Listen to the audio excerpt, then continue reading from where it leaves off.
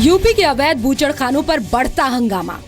मुसलमानों के साथ कोई नाइंसाफी होने की प्लानिंग है तो मेरे ख्याल से हमें उसके लिए पहले से मुहतात हो जाना चाहिए। अवैध बूचड़खानों पर योगी सरकार का शिकंजा।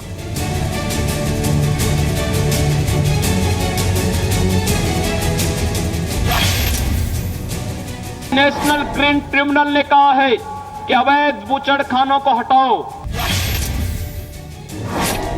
जिनके पास लाइसेंस है उनको डरने की आवश्यकता नहीं है। अवैध बूचड़खानों पर सख्ती के खिलाफ संग्राम। जुल्म ज्यादती बंद की जाए, बंद की जाए, बंद की जाए। स्लॉटर हाउस खोला जाए, स्लॉटर हाउस खोला जाए। In Uttar Pradesh, that many export buffalo meat units are being closed. What is being done in Uttar Pradesh is about the illegal slaughterhouses. Meat के अवैध कारोबार पर सियासी टकराव।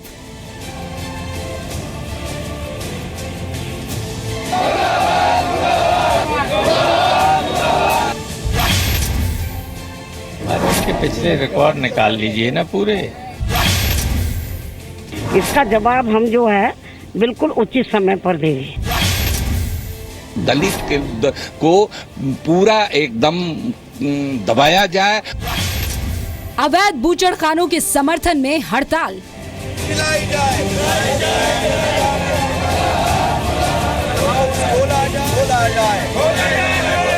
लोग खुदकशी करने पर आमादा हो जाएंगे। खाने को नहीं, बच्चे भूखे मर रहे हैं, क्या बताया जाए। गोश्त के लिए अगर पाबंदी करेंगे तो हम बाआवाज़ बुलंद आवाज उठाएंगे। मीट के अवैध कारोबार पर हंगामा क्यों? यहाँ यूपी में मीट के अवैध कारोबार पर हंगामा क्यों? आपके साथ मैं रुबिका लियाकत हूं। इस बुलेटिन में आपका स्वागत करती हूं। अगले आधे घंटे में आज इसी की असल वजह को तलाशने की कोशिश करेंगे। 22 मार्च 2017 यानी योगी आदित्यनाथ सरकार की शपथ के ठीक 3 दिन बाद अवैध स्लॉटर हाउसेस पर योगी का एक्शन शुरू हो गया और देखते ही देखते 6 दिनों में मामला लखनऊ से निकलकर पूरे उत्तर प्रदेश की सड़कों पर और सड़कों से होता हुआ देश की संसद तक पहुंच गया। गैर कानूनी कारोबार को बंद करने के खिलाफ कौन लोग हैं? क्या अवैध बूचड़खाने हमारी मजबूरी है या जरूरत? इन तमाम सवालों के बीच गोश्त पर गदर मचा है।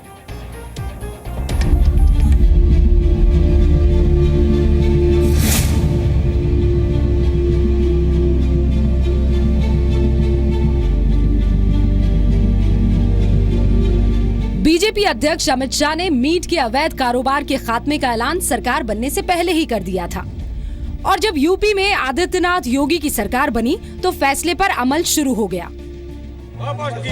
लेकिन अब यूपी में अवैध बूचड़खानों पर बैन के फैसले को लेकर सियासत चरम पर है। सड़कों से लेकर संसद तक हंगामा जारी है। व्यापारी सड़कों पर आंसू बहा रहे हैं तो नेताओं का फोकस भी मीट पर हो गया है। मीट पर चल रही महाभारत की पूरी दास्तां आपको हम बताएंगे।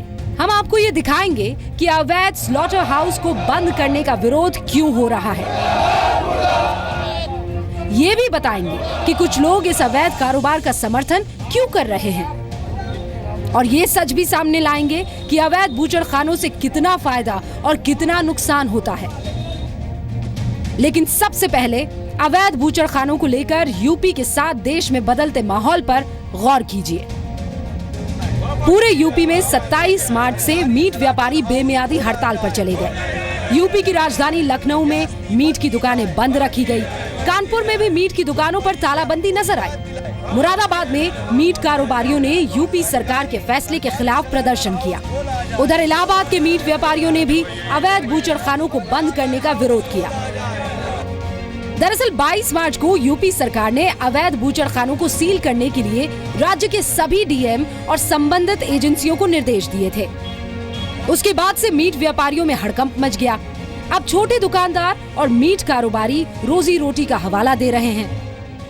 नुकसान तो काफी हो रहा है, कितना बताऊं आपसे।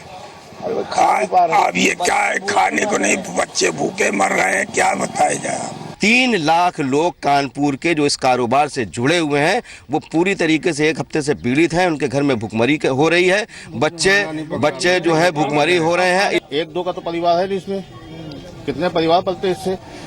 अब वो सब बेकार हो गए, बेचारे गांव देहात से आते कमाने के लिए, अब आज जो तो बेकार पड़े हुए हैं सब।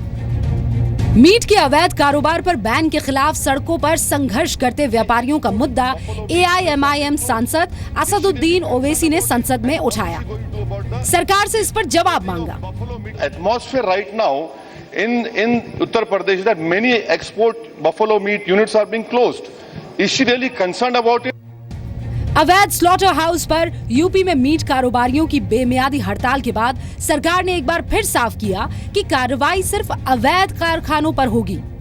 मगर इस मुद्दे पर विरोधी पार्टियां योगी सरकार को घेर रही है। जिनके पास लाइसेंस है उनको डरने की आवश्यकता नहीं है। लाइसेंस का उन्हें पालन करना आवश्यक है, जो कि पिछले 2 साल से केंद्र व्यवस्था के तहत एनजीटी ने आपको कहा हुआ है, समय आपको पर्याप्त मिला था। इतने वर्षों से जो चल रहे हैं तो इसमें समाजवादी पार्टी सरकार की भी गलती है कि उनको परमिशन दे देती, मगर अचानक रातों रात इनको बंद कर देना ये ठीक नहीं है। ये इकोनॉमिक इशू है और इससे बहुत बड़ा नुकसान होगा उन लोगों का जो इस कारोबार में डील करते हैं। रोजगार से बढ़कर इज्जत आबरू है। अगर इसकी बुनियाद पर मुसलमानों के साथ कोई नाइंसाफी होने की प्लानिंग है तो मेरे ख्याल से हमें उसके लिए पहले से मोहतात हो जाना चाहिए। बीजेपी की गवर्नमेंट ने जो फैसले लिए हैं और उसका क्या रिएक्शन हो रहा है, हमारी पार्टी की पैनी नजर है। इसका जवाब हम जो है बिल्कुल उचित समय पर देंगे। मीट के अवैध कारोबार पर सिर्फ सियासत ही नहीं हो रही, बल्कि कुछ अजीब और गरीब बयान भी सामने आ रहे हैं। कहीं सरकार से गुजारिश तो कहीं इशारों में धमकी दी जा रही है। नगर निगम के द्वारा जो बना के दिया गया, जिस पर बदसाला लिया जा रहा है, अवैध कैसे हो गया, उस पर ताला कैसे डाल दिया गया, इसलिए कि हम लोगों को बेरोजगार करने के लिए मुसलमानों के साथ ये साजिश रची गई, हमको ऐसा लगता है। दुकानदारों का लाइसेंस 3-3 साल हो गए, 2-2 साल हो गए, रिन्यूअल नहीं किया जाता है, नगर निगम में दौड़ाया जाता है। हालात बिल्कुल बिगड़ते जा रहे हैं। लाइन ऑर्डर का मसला बन रहा है। उसमें जो स्लॉटर हाउस बंद किए उसमें एक बड़ा तबका ऐसा है जो 100, 200, 500, 300 रुपये कमाने वाला पर डे का, उनके बीवी, उनके बच्चे, उनके पलने का मसला, उनकी पढ़ाई का मसला, उनकी बीमारी का मसला, वो मसला बढ़ता चला जा रहा है। तमाम हंगामे, हड़ताल और सियासत के बीच यूपी प्रशासन एक्शन में है। गाजियाबाद के पास हापुड़ में रेबन फूड्स लिमिटेड को प्रशासन ने सील कर दिया। प्रशासन का कहना है कि बिना नक्शा पास किए ये अवैध स्लॉटर हाउस 11 साल से चल रहा था, अब इसे सील कर दिया गया। अवैध बूचड़ खानों के खिलाफ सरकार और प्रशासन दोनों सख्त है।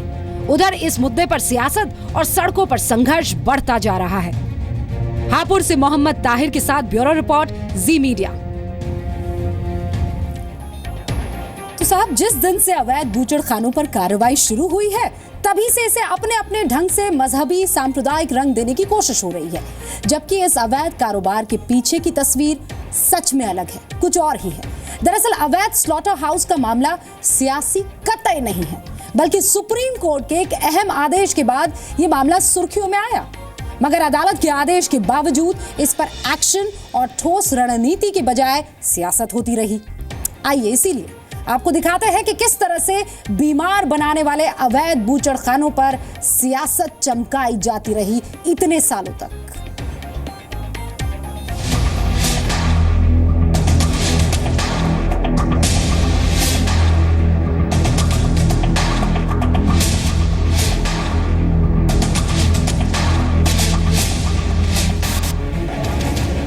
यूपी में अवैध स्लॉटर हाउस को बैन करने के फैसले को लेकर सियासत को समझना बहुत जरूरी है, क्योंकि यह सिर्फ जानवरों की हत्या से जुड़ा राजनीतिक मुद्दा नहीं बल्कि इंसानों के पेट से जुड़ा मसला भी है।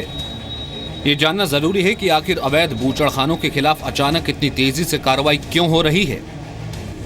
2012 में सुप्रीम कोर्ट ने सभी राज्य सरकारों को अवैध स्लॉटर हाउस पर कमेटी बनाने के आदेश दिए, स्लॉटर हाउस के बेहतर रखरखाव के आदेश दिए, बूचड़खानों से निकलने वाली गंदगी और प्रदूषण को कंट्रोल करने का निर्देश दिया। 2014 में यूपी की अखिलेश सरकार ने अवैध बूचड़खानों को बंद करने का निर्देश दिया। 2015 में एनजीटी ने यूपी के सभी अवैध स्लॉटर हाउस बंद करने का आदेश दिया।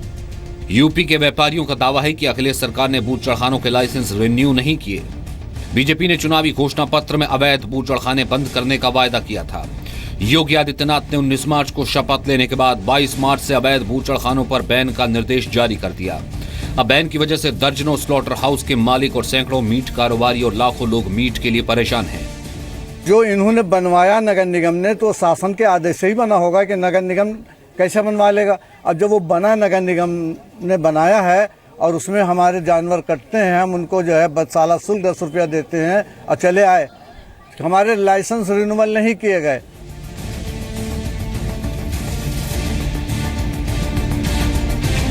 अब आप ये भी जान लीजिए कि अवैध बूचड़खानों को बंद करना लोगों की जिंदगी के लिए जरूरी क्यों है।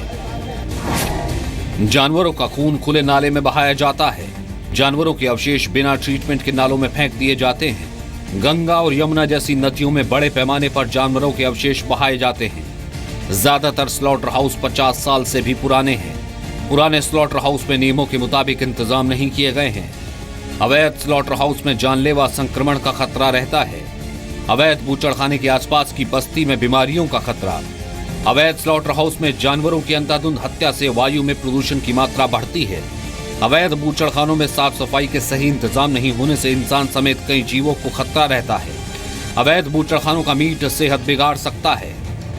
तो ये सांप्रदायिक मामला तो है ही नहीं, ये तो दोनों समुदायों के लिए विषय था जो अभी ये है। अगर सरकार इस प्रकार की चीज़ों के ऊपर अंकुश लगाती है तो इसमें हर्ज क्या है। हमने यही मांग रखी थी आज से 3 साल पहले, और आज अगर वही बात पूरी हो रही है तो जो है वो हमें तो लगता है इसकी सराहना करनी चाहिए थी। अवैध बूचड़खानों को मजहब और सियासी चश्मे से देखने वालों को यह समझना होगा कि सही दिशा में कोशिशें करके व्यापारियों को स्लॉटर हाउस के लाइसेंस दिलवाए जाएं। साथ ही ये व्यापारियों की भी जिम्मेदारी है कि वो रोजी रोटी के नाम पर लोगों को बीमारी बांटने से परहेज करें। लखनऊ से विशाल पांडे के साथ ब्यूरो रिपोर्ट, जी मीडिया।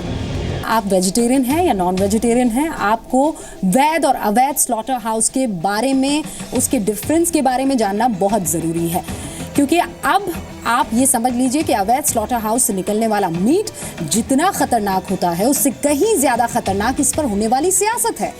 ज़्यादातर लोगों को ये नहीं मालूम होता है कि वैध और अवैध बूचड़खानों में सिर्फ कानूनी और गैर कानूनी का फ़र्क नहीं होता, बल्कि और भी बहुत सारी इंपॉर्टेंट चीज़ें होती हैं। और इसीलिए अब आपको मैं सिलसिलेवार तरीके से समझाने की कोशिश करती हूँ कि वैध और अवैध स्लॉटर हाउस में डिफरेंस क्या है, ये होते क्या हैं। मेरे सामने आप ये 2 तस्वीरें देख रहे हैं। इस वाली साइड पर आप देखिए अवैध स्लॉटर हाउस है और इस वाली साइड पर वैध स्लॉटर हाउस है। वैध स्लॉटर हाउस में भैंस, बकरी, भेड़, सूअर काटे जाते हैं।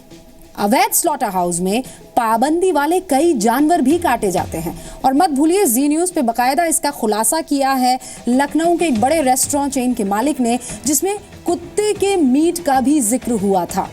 वैध स्लॉटर हाउस के मामले में सेंटर यानी केंद्र के 117, राज्य के 236 लाइसेंसी स्लॉटर हाउसेस बूचड़खाने हैं, जबकि देश भर में एक अनुमान के मुताबिक करीब 7000 अवैध स्लॉटर हाउसेस हैं। अनुमान है, इससे ज्यादा हो सकते हैं।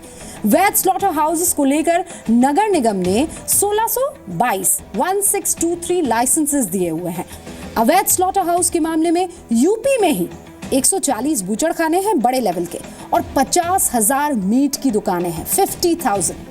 वैध स्लॉटर हाउसेस से करीब 22,000 करोड़ का सालाना कारोबार होता है, जबकि अवैध स्लॉटर हाउस से सालाना करोड़ों के राजस्व का नुकसान होता है। देश भर में 25 लाख लोग स्लॉटर हाउस के कारोबार से जुड़े हुए हैं, जबकि अवैध स्लॉटर हाउस के मामले में कोई आकलन नहीं, कोई अनुमान नहीं है, लेकिन लाखों की तादाद में इस कारोबार में लोग जुड़े हुए हैं। यह अंदाजा है हजारों लाखों की तादाद में।